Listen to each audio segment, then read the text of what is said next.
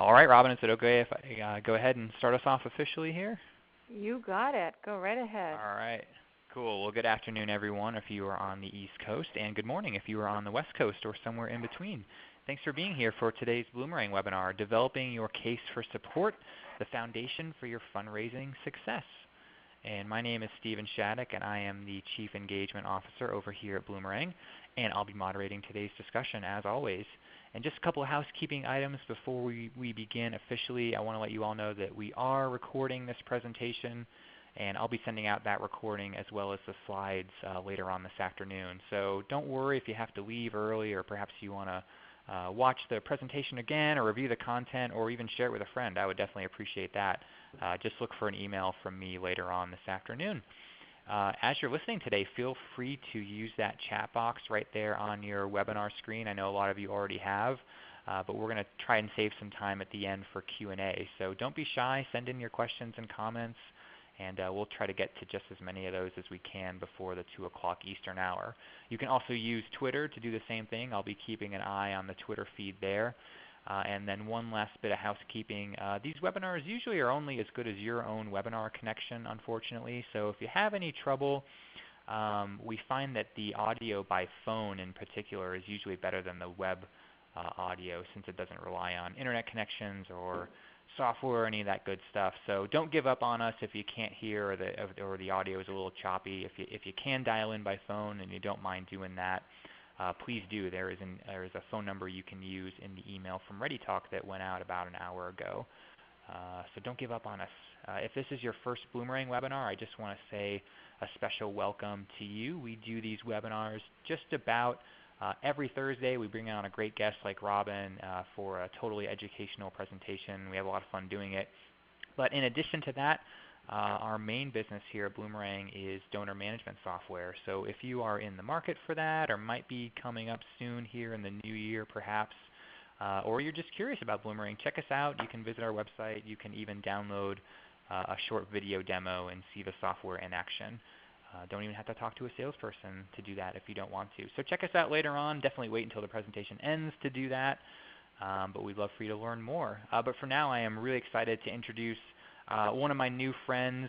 She is actually dialing in from my hometown in Massachusetts, so I'm really excited to hear her accent for sure, in addition to her expertise. Robin Cabral is our guest. Hey, Robin, how's it going? Hey, great. It's going great. It's awesome to have you. I just want to brag on you real quick before I turn it over. I won't take up too much of your time, but if you guys don't know Robin, definitely someone you should follow. Look for her name on conference agendas and things like that. She's got over 20 years experience doing the things she's going to talk about today, and she's raised millions of dollars for her clients and for the organizations she's been associated with. She is the founder of Development Consulting Solutions, which she founded back in 2012, which does some really cool work. She'll tell you a little bit more about it later on. She's an active member of AFP. She's also an active member with the National Catholic Development Conference. She's been on their planning committees and their development committees. Her home chapter of AFP in Rhode Island, she's on the board of. She's also an AFP Master Faculty Trainer, and she has served on the AFP International Education and Training Committee. I don't know how you do all this, Robin, in addition to your day-to-day work, but definitely an impressive resume, and you guys are going to love her advice. She's a good one. So, Robin, I am going to pipe down and let you take it over. So take it away, my friend. Great. Thank you very much. I want to welcome everyone to this presentation, How to Craft a Winning How to Craft a Winning Case for Support. And we're going to really dive deep into what a case for support is and the components of it. In all of my work, both as a professional and as a consultant, quite simply, the case for support, while often over time overlooked, is probably one of the most important documents that you will ever write for your entire fundraising program. It really is that cornerstone of everything that you do within your fund development program. And oftentimes I'll go into an organization and I'll say, where's your case for support when I do an audit? And that's the one thing they don't have. And so their messaging is somewhat off. So here's what we're going to cover in about our 45 minutes to 50 minutes together today. We're going to look at some of the key terms and concepts central to the work of what I consider case development. And then I'm going to share with you what I believe the differences are between an external and an internal case. And then I'm going to kind of define what those components are. And then I'm going to share with you some ideas on how to actually put the case to work. And then I'm going to share with you something that Tom Ahern talked about a long time ago that I just loved. It was called a marketing brief. And I'm going to share with you kind of what that is and how I have actually used that in my professional work in the past. So, do you need a case for support? Absolutely. You need it for everything that you do within your fundraising office. So let me start out by defining some key terms, right? We all know what a cause is. Everyone on this call should have or is part of some shape or form of cause, right? So a cause is basically kind of that, it's a what you're here, what you're working to meet within your community. It's what you serve with your mission and your dedication. Some examples of causes are, eliminating hunger, homelessness, veterans, transitional housing, those kinds of things. So if you want to share with me in the chat box what some of your causes are, I can just share those with the group. But this is pretty basic. So we all have one. We all represent a cause. Now, what is a case for support? I'm going through the definitions. And a case for support is basically what it is, why you need contributed income. That's the best way that I can boil what a case for support is. It's the messaging behind your philanthropic component or your philanthropic need. And certainly it's really bigger than the organization, and it relates to the cause. Now, we're going to look at an internal and an external case. For me, the internal case really becomes this encyclopedic accumulation of information. You're going to have everything in your internal case about your organization that you will ever need to reference for your fundraising program.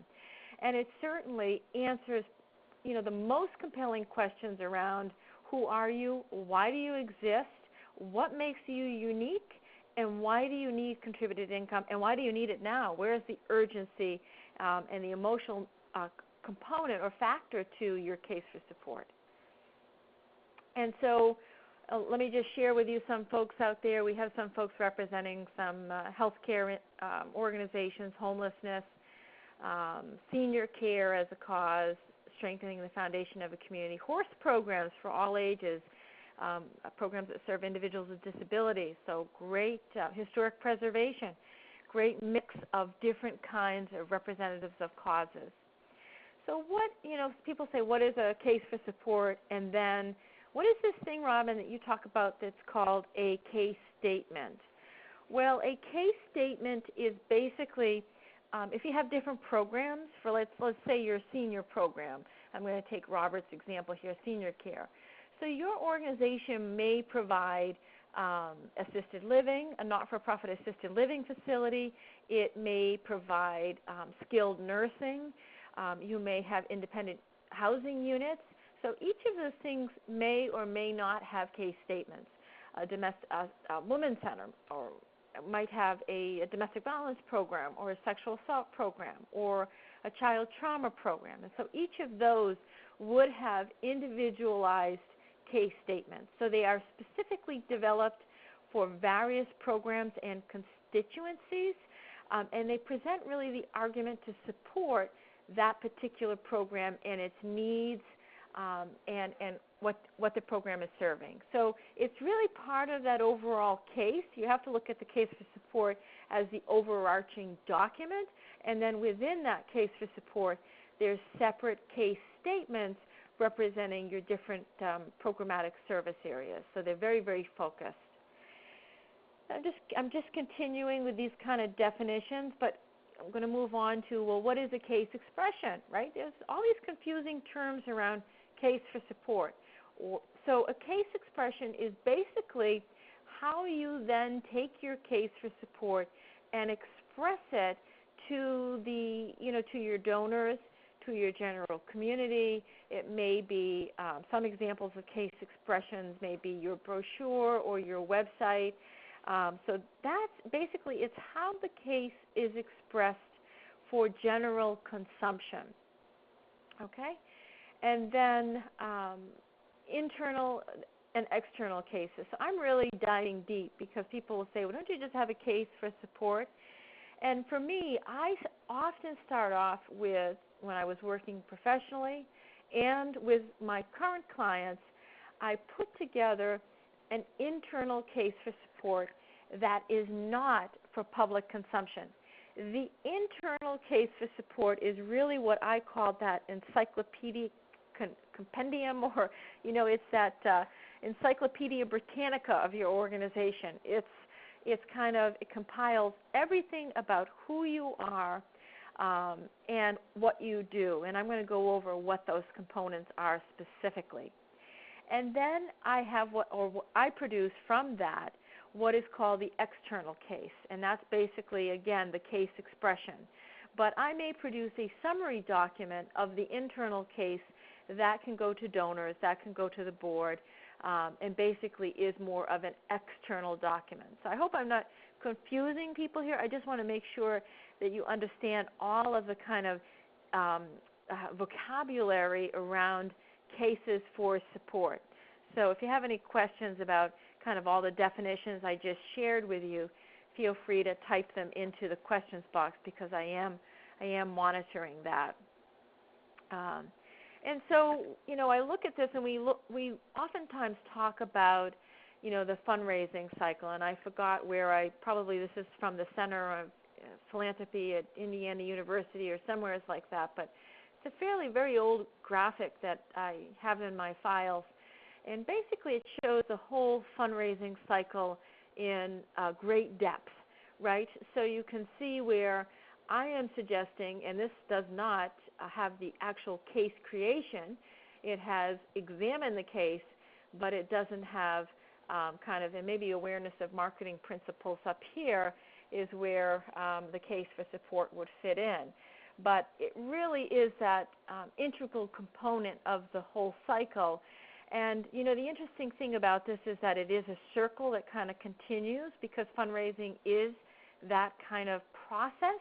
And the case for support, I often say, is a very living, breathing, dynamic document that should be revisited at least yearly to ensure that everything found within the case is still accurate. I have a current client now that I'm working with in Vermont who working on a capital campaign, and we created their case for support last August, and things have changed. We just had a conversation yesterday about the need for really updating their case for support. So make note that this is something that you really need to do on a regular basis, is to look at your case for support and update it. For me, oftentimes the organizations that I come to, they don't start with the first step of defining or outlining or writing their case for support. That's the one thing that all of my development audits I find. Do you have a case for support? No, we have grant proposals. Well, that's not a case for support. So while I say it is the first step in the planning process, it's most often overlooked step, and one that I suggest straight off that an organization tackles before it does anything else. Because really, when we think about it, everything is anchored around how strong that compelling message is within your case for support. So, how well your appeal letters are, your direct mail appeal letters, how well your online fundraising is doing is anchored to the messaging that you have crafted within there. So it really is the bedrock of your program. And you really, people say, well, I just don't have the time to write that case for support. You really need to take the time and or hire someone who can help you flesh out that case for support. And, I look at this and I found this somewhere at one point, CASE, right? So this is an easy way of remembering what the case stands for. Basically, CASE, C, cause at hand, A, action addressing the cause, kind of your programs and how you live out that kind of cause. And then S is your statement of goals, oftentimes, strategic goals or so forth. And then E is the expected results, particularly when donors invest in you, what are they going to get as a return to that? So that's a great way of remembering the case for support. So before we actually get into, what the components of a case for support are, the big question is, because I know there's, so many of you on the call right now, I've been in your shoes as a small office development staff person, and you go, okay, now this sounds like a mammoth undertaking. Who is going to do this, right? Who's going to write this, And really, it is up to, either the development person who is in place, and if there's not a development person, then certainly the executive director should take this on. Now, I often, when I've written cases, but we have to be very careful because, we don't want to get too much involvement into, rewrites and developing a case by committee. I've ended up there many times in my career, and that's not a good place to be, particularly with such a large, important document. It can be mammoth. So you certainly want to engage others in getting their ideas. You might want to, bring, some select board members in to test the case with them or to interview them as part of the case, some volunteers, some donors, and some prospects. And we'll talk more about how do we share the case with some of these folks later on. But certainly, one of the things that I like to do is to really ask, what are the pressing pain point questions that your organization has around messaging? Here's a great example. I have a new client, and the client is an organization started by an NFL player. And so people are saying, well, why do we have to give to this organization? Doesn't he make millions? So, those are the kinds of questions and challenges that are that you're going to need to think of in advance to be able to answer them to strengthen your case for support. Not that you can't answer them, but you want to think of them in advance so that they are answered within that document. And certainly donors validate the case, and I'm going to share with you, how I recommend that, and that you have certainly the right people who are reviewing that so that they can provide insights. But ultimately, the person or the people who should write this are the development person or persons and or the executive director. And again, you need to spend that focused time on this particular document. So, so now you're wondering, what are these components of a case for support? What goes into, and when I say case for support here, I'm talking particularly around the internal case for support, that encyclopedia of everything that is about your organization. And so these are the exact same components that I go through, that I use when I am producing a case for support for a client. So basically, what you're compiling is everything that a donor would ever want to know about your organization. Everything from governance to volunteerism to staffing, anything that you may find on a grant application would be answered in your internal case for support. And basically, I call it that database or information bank. Maybe it's the Google of your organization, because we don't use encyclopedias anymore. I'm kind of dating myself. It's, we're all online now. And again, you need to keep it current. This is a dynamic, living, breathing document that will change, particularly I find most often when your fiscal years change, because you've got to update your financial information, your statistical information. You may have some new client testimonies or stories that you want to include in there. So, the case actually consists of, and these are the basic case components, and I'm going to go into them in greater depth, but certainly you want to have your mission statement. You want to have some goals, some objectives, outline of your programs and services, your financial data, and I'm going to talk in a little bit about why that is important.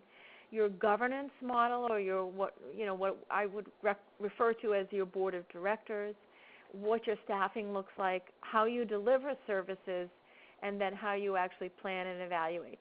And history here, it's interesting because why is history last? And I'm going to share with you, over the years, I've followed Tom Ahern religiously. I live close by, the next state over, and I got my master's from St. Mary's University in philanthropy and fund development, and Simone was one of the instructors there. But Tom said to, I forget who it was, if it was in a book, or he said to me at one point, you never lead with history, because donors don't care what you've done in the past. They want to know what you're going to do with their money today and tomorrow.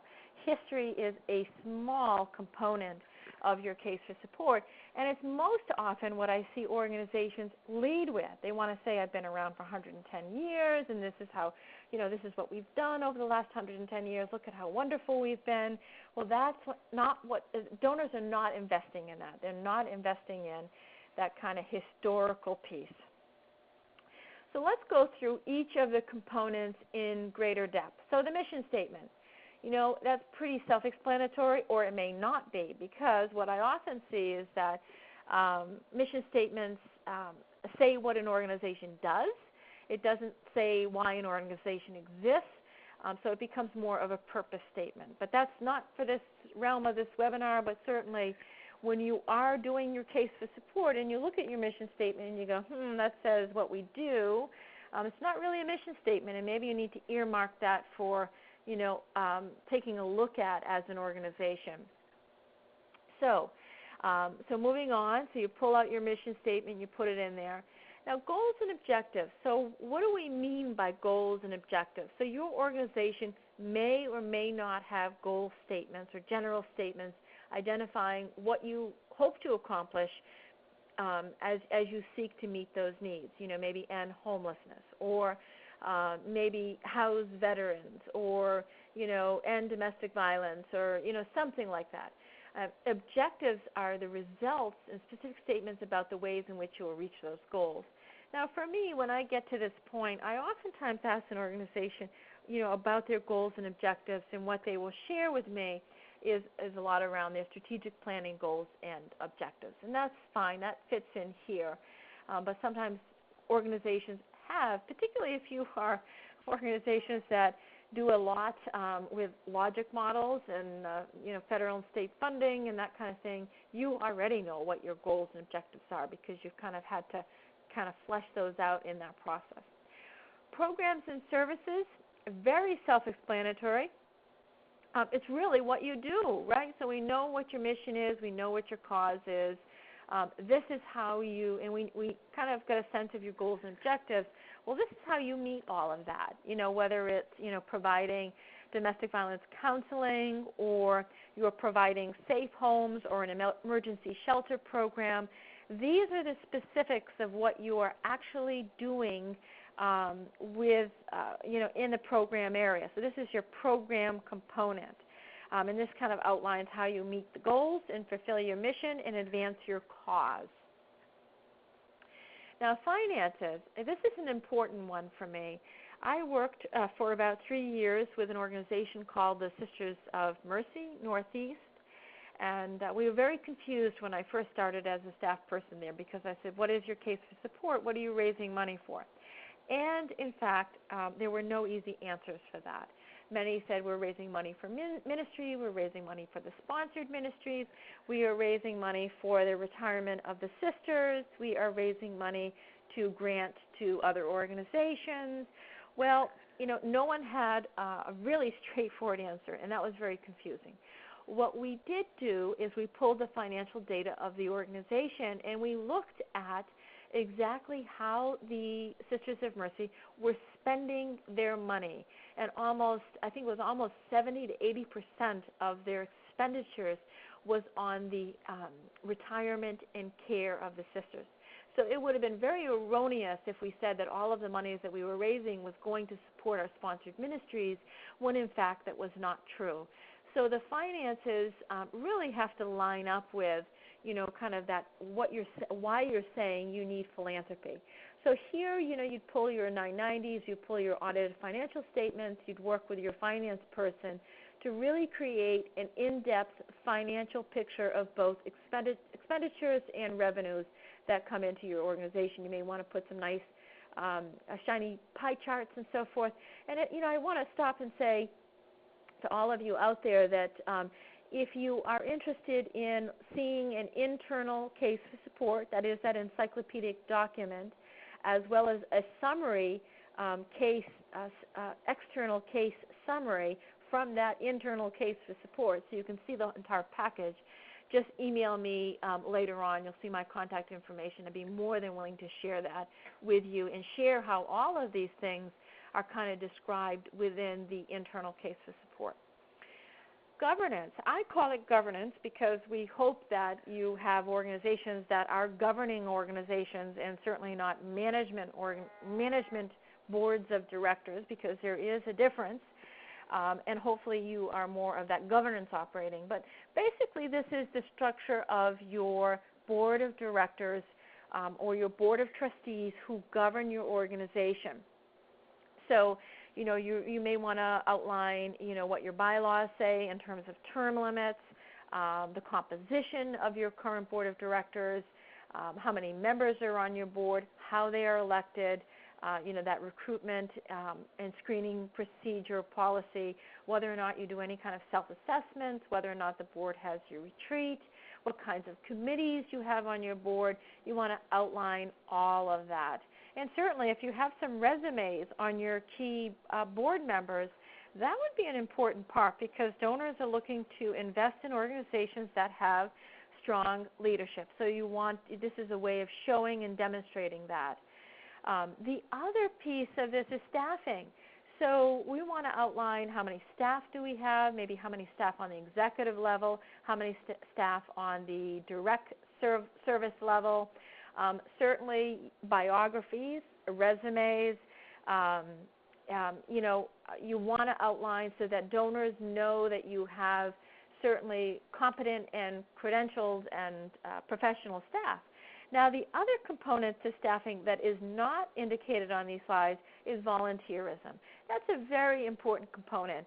I was meeting with some folks in the organization that I'm working for up in New Hampshire, and they said, oh, yes, grant applications ask for your volunteers, and they want to know what your volunteer program is like and how many volunteers you have. So this is very important to outline, because volunteers, many organizations have tens of volunteers to hundreds of volunteers. So you also want to outline kind of who they are, what they look like, what their responsibilities, how you utilize your volunteer force as an organization.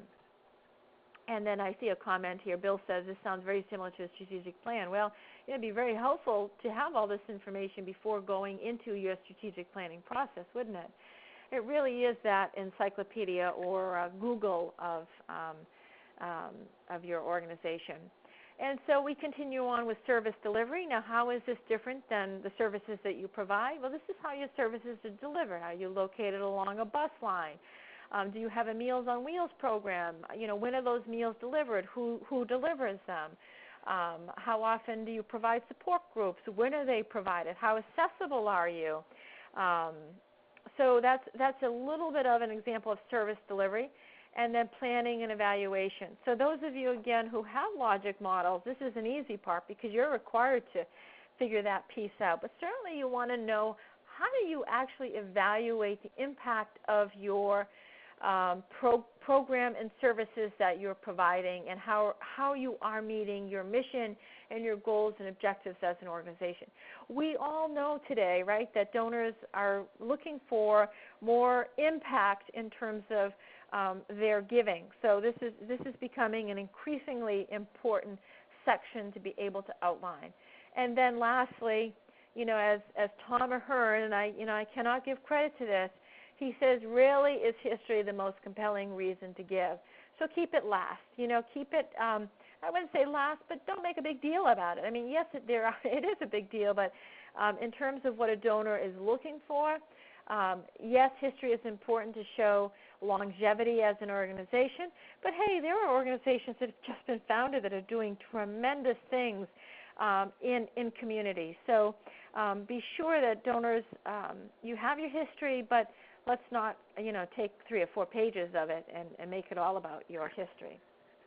So before I move on to the next section about how we actually put this case to work, how long do you, let me look at some questions here very quickly. How long do you consider quality cases to be?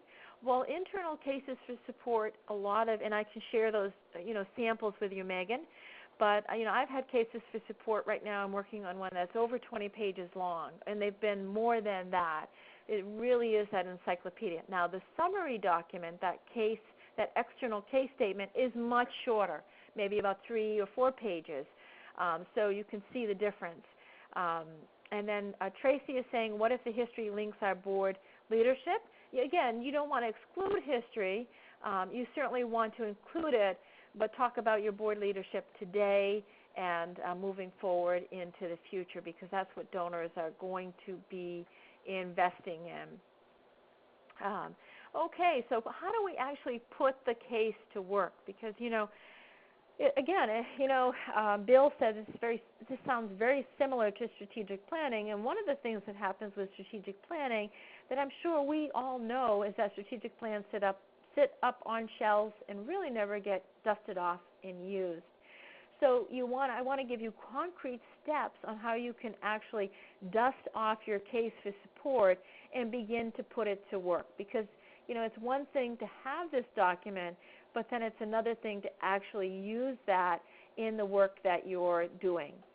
So, I'm going to look at, and I'm going to share with you some ways that you can actually test the case for support with key stakeholders, how you can engage donors with your case for support, and then how this can be used as a communications, marketing, training, planning, and inspirational tool, as Bill was kind of suggesting, and then the internal resource document that can be used internally.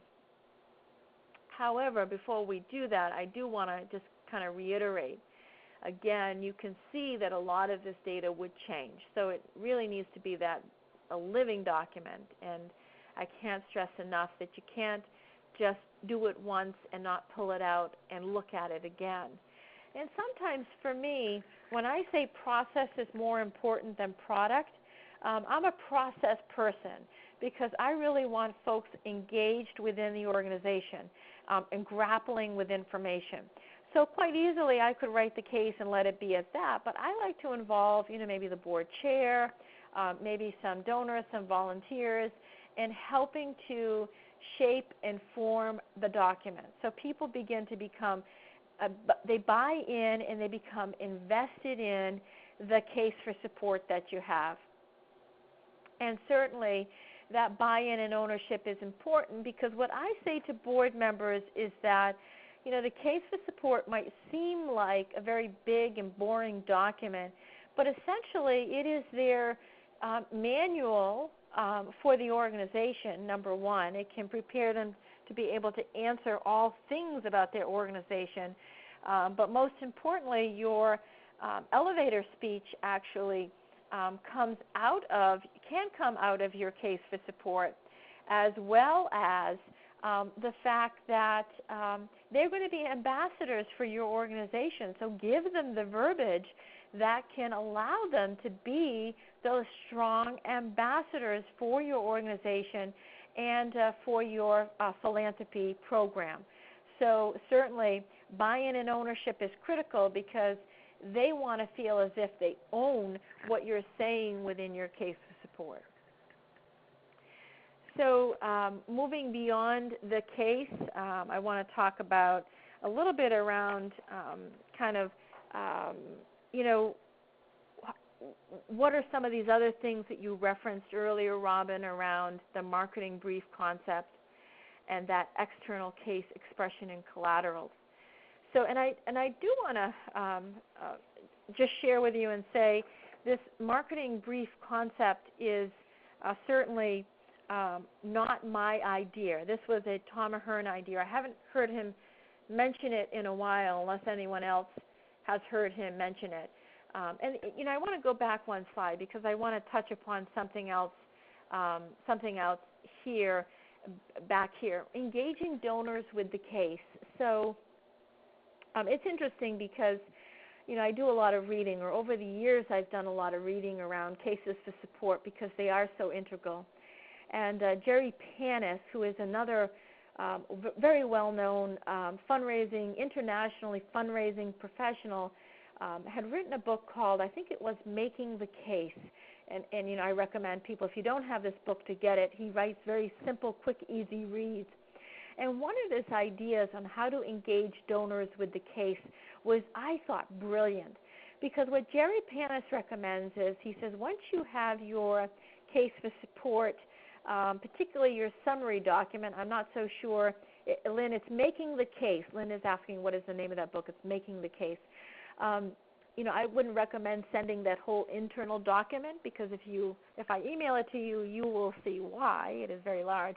So once you develop your case summary, Jerry recommended that you get some red pens and you send it, Jerry Panis, Evelina is his name, and you send it to your donors who you've identified with a big draft stamp on the case summary. And you say you want their feedback into the case. How brilliant is that? So you call them. Number one, it's an entree into actually getting an appointment, because you've sent this to them, so now you want to meet with them and go over their feedback and their comments. But you're really investing the donors and engaging them within your organization and within the case. That old saying around, ask for money and you get advice, or ask for advice and you get money.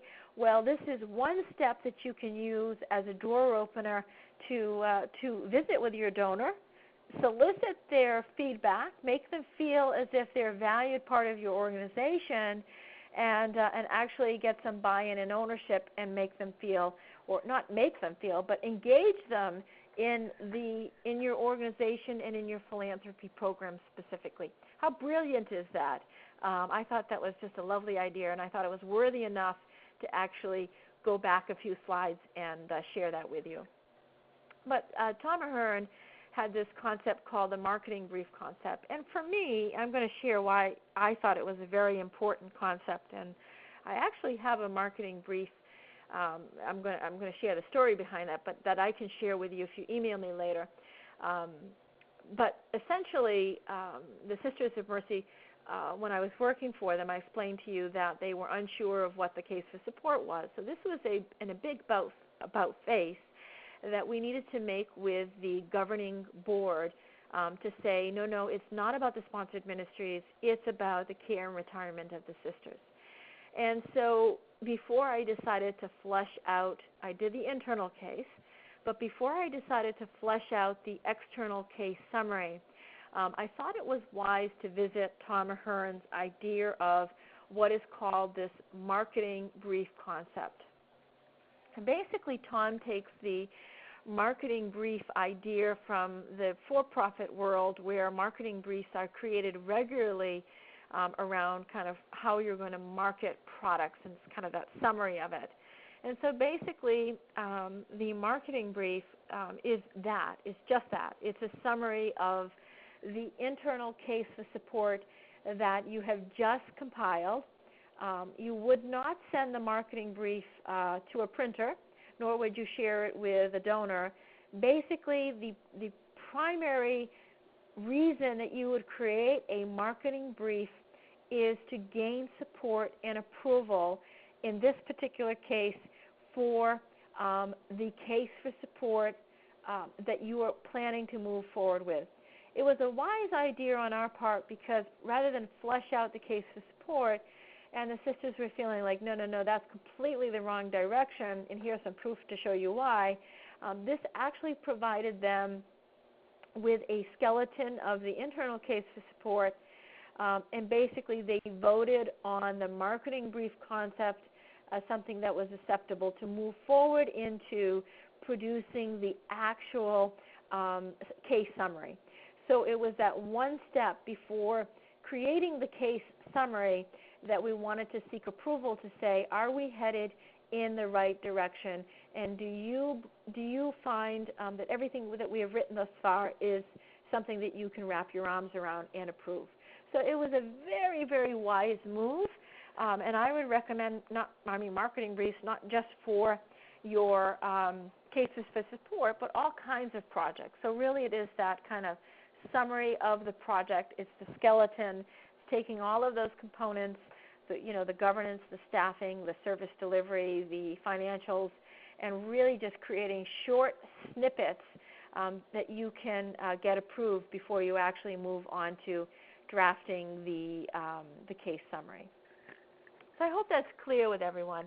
And again, I can share with you some samples of what each of these documents, the internal case, the marketing brief, the case summary, and then from there I actually can go as far as showing you an external collateral from the whole case process. So you can actually see from start to finish what this has actually looked like. And Jamie's asking before we move on to the next section, so did you write this after the full internal case and before the external case? And yes, the answer is yes. And we wrote the marketing brief actually before the case summary was developed to actually get approval for moving forward before spending energy into a document that may or may not be meeting standards. So I hope that answers your question, Jamie. So moving on, I just want to share a little bit around the external case. So let me just kind of summarize. We had the internal case, which is the encyclopedia, and then from there we had basically what I'm recommending is that marketing brief case, the marketing brief concept that we provided just for approval, and then once it was approved, we developed a case summary document, which is still somewhat internal, and then we had that approved by the board of directors. And actually that's what the board approved. They did not approve the internal case. That stayed internal to the staff. And then once the case summary was approved, then we could then develop what is called the external cases. And external cases are just that. They are made for external consumption. This is what you would share with your donors. This is the messaging that would then go up on your website, snippets may be going up on your Facebook or your social media tweets. Certainly the basis of this would be in your appeal letters, certainly the messaging around why you need contributed income, again, maybe even on reply or remittance devices, in your newsletters. Everything should have or you can use pieces of your case for support. And the messaging, because you've had it approved, you've written it all down, the messaging is clear. It does not vary from grant proposal to website to what you're saying in your social media. You really go back to the case for support and use the approved documentation or the approved document for everything else. Most often what I see is that groups create all of these things in isolation and they're not consistent in messaging.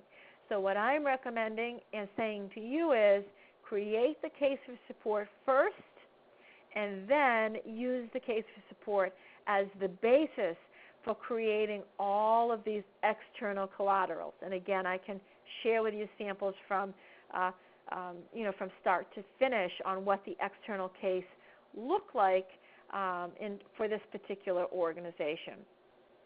So I hope that this has all really been very clear to you. What we kind of covered today was a lot of territory in a very, very short time. But I basically am going to recap here and say that we defined a lot of the critical case components. We talked about where the case fits into the fundraising cycle, and I hope by now you know it's the first thing that you should do as a new development person is ask where's the case for support, and if not, create one. And or if you've been in your office for a while, get off this webinar and say, hey, where's our case for support? Let's pull it out and look at it, or let's develop one. And then we talked about the different components that go into that case for support. I shared a little bit about how we can put the case for support to work with engaging our board and helping to craft it and refine it, sharing it with our donors, and using it as the elevator speech basis for our board members to become ambassadors. And then we talked about moving beyond that internal case to things like the marketing brief concept, and then the case summary, and then case expressions. So this concludes our very kind of overview of cases for support. And so what I'm going to do now here is I'm going to start to take some questions and answers, because there's a lot of folks out there who do have some questions, and certainly we'll try to get to as many of them as possible, but you can continue to type them into the questions and answers box. And I want to hear from you in the questions and answers box, kind of how what you learned during this webinar and what you intend to take back to your office immediately, hopefully as soon as you get off, before you even check your email after you get off this webinar. You're going to write down 3 things that you can take back to your office and implement right away. And let's see here, we've got some, so if you can type those in. And someone is asking my email. You'll see that shortly, but now is the time for some questions and answers. And I'm assuming, Steve, that the questions are in the questions box here, not the Q&A. Yeah. So you've kind of compiled them. So let me go ahead and just take some, if you don't mind. I think we have a few minutes. Go for it. Correct? All right. Yeah, we've got probably about 10 minutes, I'd say. Yeah. All right, great. Cheryl is wondering what types of employees participate in creating the case. Well, I always believe, program and fundraising is integral. So when I've created the case, Cheryl, I have often brought the program people in and asked them to review the programmatic pieces to make sure, particularly as a consultant, I don't know if I'm getting it right, number one. But number two, I want to make sure that the program pieces, particularly what donors are going to be funding, accurately represents what the organization does. So certainly the executive director needs to first approve of the case of support before it gets forwarded to the board. But certainly program people would be helpful, finance people. I'm meeting with a finance person next week to look at the financial component of the case for support for an organization that I'm currently crafting one for. So those are some kinds of, if you have a volunteer coordinator, that might be a great person to kind of provide some feedback, or human resources person on staffing. So you just let me know if that answered your question, Cheryl. And then Grant is asking, how important is the board of directors to the fundraising process? And also, how do you relate this responsibility to them? Well, I say the board is critically important to the fundraising process. It's one of their expectations, or should be in their job description, number one. But I hesitate and say, fundraising is not all about asking. So board members, a culture of philanthropy needs to exist, that board members understand that there are all sorts and kinds of roles for them to play within development. And so I think that doesn't happen often. But certainly, relating that responsibility is probably another webinar that I've done, but certainly that happens when you onboard them in the screening interview, when you orientate them, when you bring them on to their first board meeting. All of this should be done in advance, even before they become a board member. When they're considering candidacy, expectations should be made clear. Tracy is saying, we answered Tracy's question about the history links on board leadership. So I hope that I got that for you, Tracy. And then Amanda here says, how do you test the case? What does that actually look like, and how long should it take? I kind of describe the process, how you test the case with donors, but sharing it with board members, share it with a select group who you've pre-identified strategically. We don't want to send it to all board members, because that wouldn't be a good idea, or at least that has happened to me and has not been a good idea. So you want to really strategically determine who on your board would really be an advocate for, understanding the document and refining it and sharing it with them, and then again sharing it with donors and sharing it with the executive director. And then Amanda continues and asks, are there any statistics on how much having and using a case made to fundraising buy-in, or conversely, what is the impact of not having a case? Well, I don't know what the statistics are, to be quite honest with you. It's a great question. But I would I would love to research that one.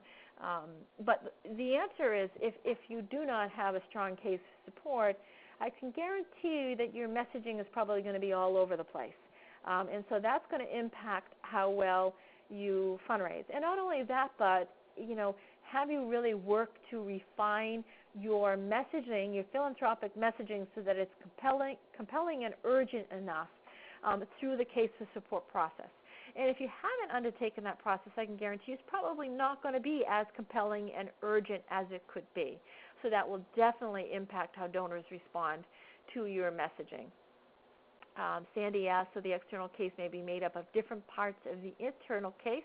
For example, for a grant for one area of the organization versus entire organizational support. Yes, you got it, Sandy. You got what this was all about, and how you can take and use as you need, or as I say, cut and paste in this day and age for different collateral pieces, grants being one of those. And then Danielle asked, some board members say our organization doesn't grip at heartstrings. How do I show them that our cause is worth pursuing and that people will donate? Well, one thing that I did not say, and this is a great question, Danielle, in this webinar particularly, was that I often include client testimonials. So I will go through and refresh those as well yearly, but they are the stories that you would consider sharing in your appeal letters.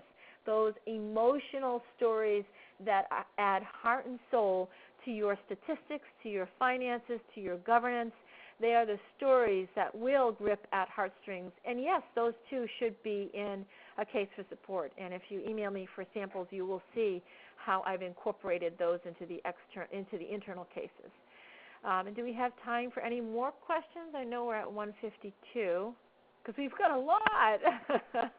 Why don't we pick one more? I know. And Robin, would you be willing to answer questions maybe via email since we can't get to all these? Absolutely. Do you mind if I put up my contact? Yeah, thank you very much. Absolutely. If I don't get to your questions, feel free to email me, and for those samples as well. Janet, if using a consultant to assist with creating a case for support, about how many hours and at what cost would this be? That's a great question, and it all depends upon the complexity of the organization. Again, how many programs and services do you have? What does your organization consist of?